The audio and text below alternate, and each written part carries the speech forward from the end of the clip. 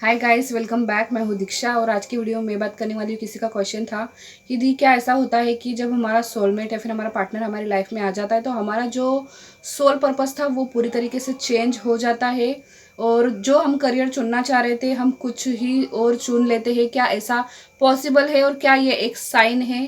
तो जी हाँ, बिल्कुल ये चीज़ है। मैं आपको एग्जाम्पल दूंगी, लेकिन उसके पहले मैं एक बात कहना चाहूँगी कि कल मुझे किसी ने कमेंट किया था कि सबसे पहले तो आप अपने लाइक्स और अपने व्यूज़ मैनिफेस्ट कीजिए। बैठकर दूसरों को ज्ञान देना बहुत आसान होता है, लेकिन पहले खुद करके दिखाओ। तो देखो यार, मेरे लाइक्स और मेरे व्यूज़ की चिंता आप मत कीजिए, क्योंकि वो मैंने महादेव के ऊपर छोड़ दिया है, ठीक है। और मैं दिन भर बस इसी चीज़ के बारे में नहीं सोचती हूँ कि व्यूज़ क्यों नहीं आ रहे, लाइक्स क्यों नहीं आ रहे। जितना जैसा चल रहा है ना उतना ठीक है, क्योंकि मुझे पता है आगे जाके सब कुछ अच्छा ही होगा। मेरे चैनल पर बहुत सारे सब्सक्राइबर्स आएंगे, ठीक है, ये मुझे लगता है। लेकिन फिर भी मैंने सोचा है कि मैं इस चैनल को कुछ और 3-4 महीने ही चलाऊंगी। वैसे तो उसके बाद मैं खुद ही इस चैनल को बंद कर दूंगी। तो अभी जैसा चल रहा है वैसा चल रहा है, ठीक है, चलने दीजिए। बाकी जिन लोगों को मेरे वीडियोस अच्छे लगते हैं आप बिल्कुल देखिए, और जिन लोगों को मेरे वीडियोस से कोई भी प्रॉब्लम है ना तो आप बिल्कुल भी मत देखिए। मैंने कभी किसी से कोई ज़बरदस्ती नहीं की है और ना ही मैंने किसी की उंगली पकड़ा कर मेरे वीडियो पर क्लिक करवाया, नहीं करवाया ना कभी भी मैंने। तो ये चीज़ मैं करती ही नहीं हूँ।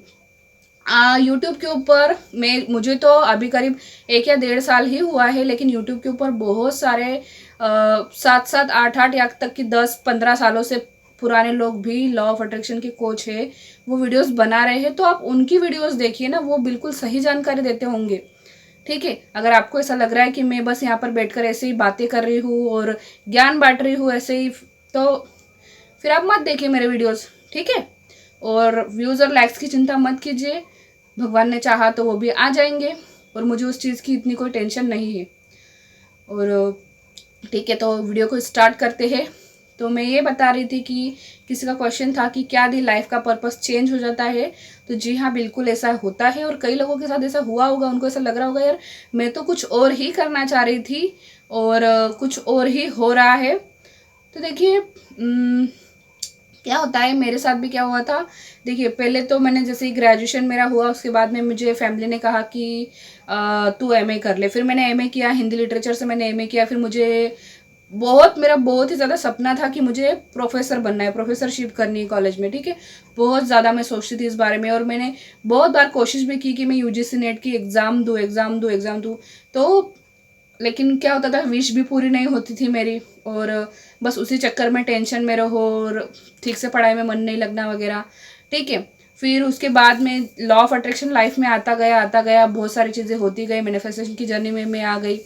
और फिर यहाँ तक कि मेरे पर्सन जब मेरे जय मेरी लाइफ में आए थे उनसे भी मैं कहती थी कि मुझे प्रोफेसर बनना है, मैं पीएचडी वगैरह करूँगी, ये सब चीज़। लेकिन हुआ क्या कि बनना मुझे प्रोफेसर था और बन गई मैं यूट्यूबर, ठीक है।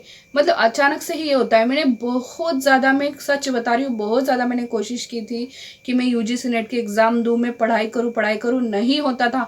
बार बार मेरा मन भटक कर लॉ ऑफ अट्रैक्शन की तरफ ही जाता था।